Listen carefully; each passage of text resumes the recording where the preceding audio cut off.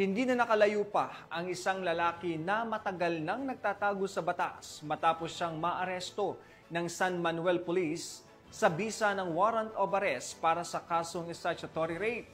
Alamin ang iba pang impormasyon mula kay Patrolman Dennis Carinal.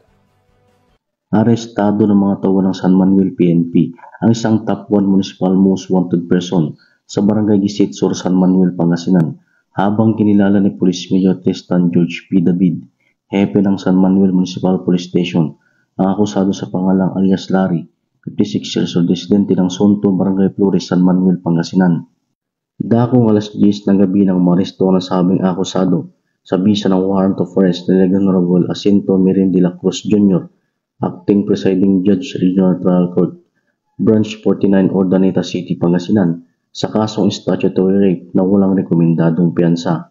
Ang tagumpay ng operasyon ay patunay ng matibay na ugnayan sa pagitan ng mamamayan at ng pambansang pulisya sa isang mahalagang hakbang upang higit pang mapalakas ang kampanya laban sa kriminalidad tungo sa isang mapayapa, ligtas at maunlad na bagong Pilipinas. Mula dito sa Picadillo, Ilocos Region, ako po ang inyong Police News Network Correspondent, Patrolman Dennis Carinal, alagad ng batas, tagataguyod ng balitang pulis.